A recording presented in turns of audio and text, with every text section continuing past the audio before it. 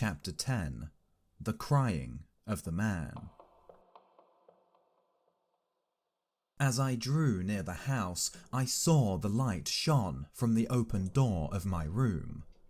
And then I heard coming from out of the darkness at the side of that orange oblong of light the voice of Montgomery shouting, "Prendick!" I continued running.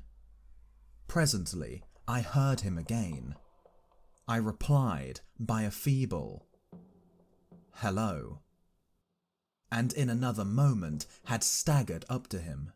"Where have you been?" said he, holding me at arm's length so that the light from the door fell on my face.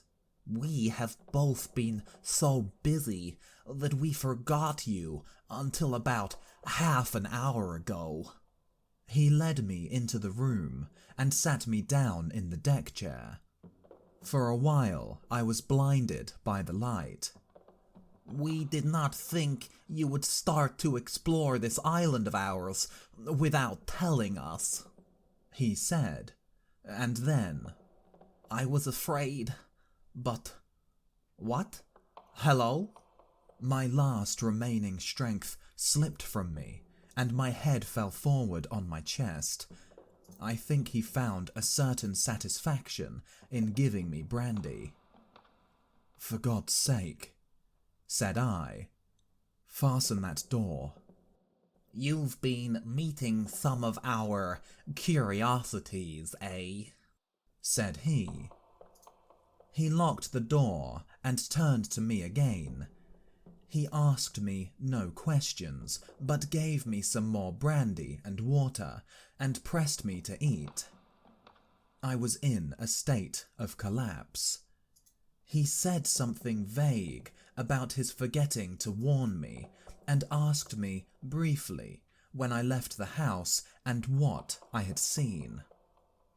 I answered him as briefly, in fragmentary sentences. "Tell me what it all means," said I, in a state bordering on hysterics.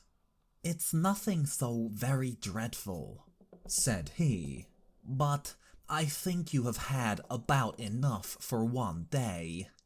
The puma suddenly gave a sharp yell of pain. At that he swore under his breath. "I'm damned," said he. "If this place is not as bad as Gower Street, with its cats." "Montgomery," said I, "what was that thing that came after me? Was it a beast or a man?"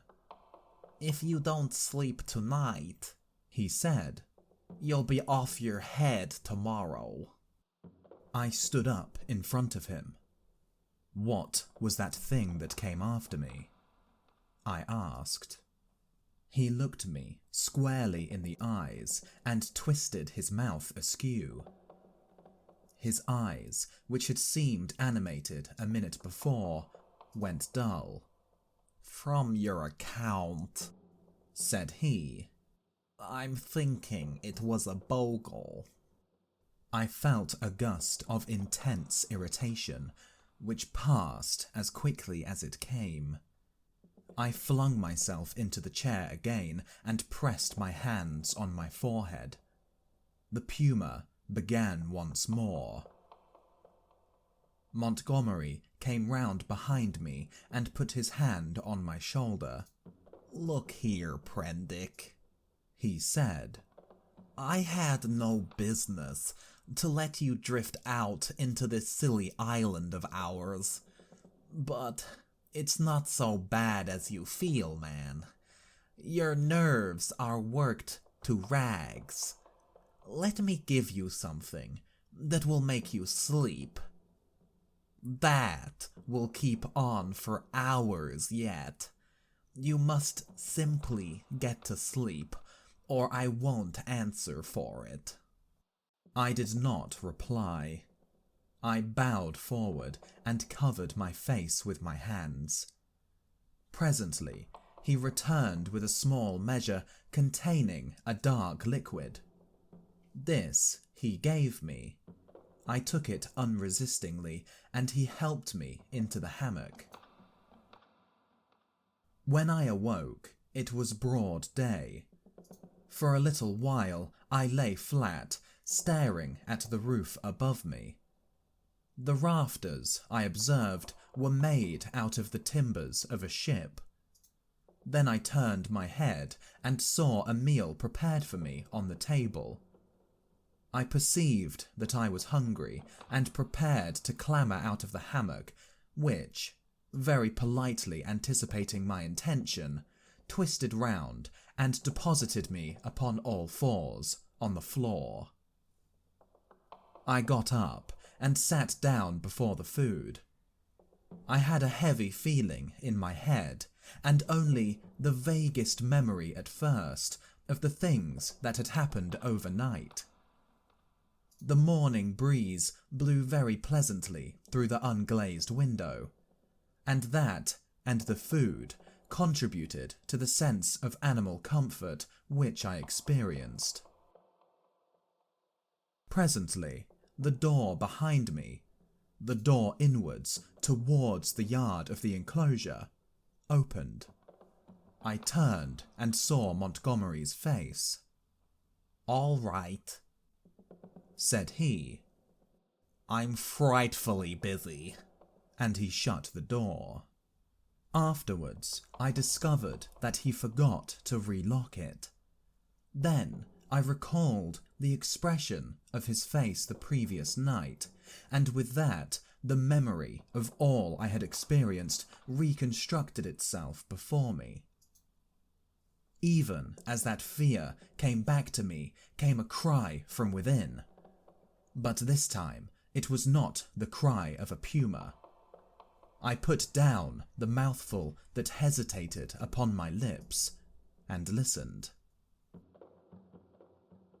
Silence, save for the whisper of the morning breeze. I began to think my ears had deceived me.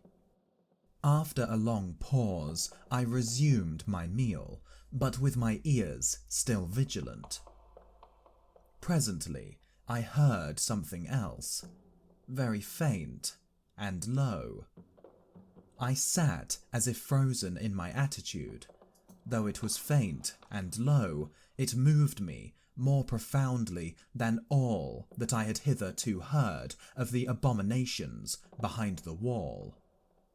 There was no mistake this time in the quality of the dim, broken sounds. No doubt at all of their source, for it was groaning, broken by sobs and gasps of anguish. It was no brute this time. It was a human being in torment. As I realized this, I rose, and in 3 steps had crossed the room, seized the handle of the door into the yard, and flung it open before me. "Prendick, man, stop!" cried Montgomery, intervening.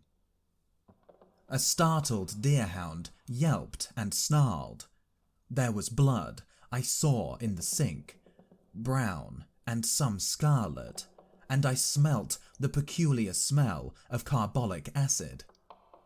Then, through an open doorway beyond, in the dim light of the shadow, I saw something bound painfully upon a framework, scarred, red, and bandaged. And then, blotting this out, appeared the face of old Moreau, white and terrible.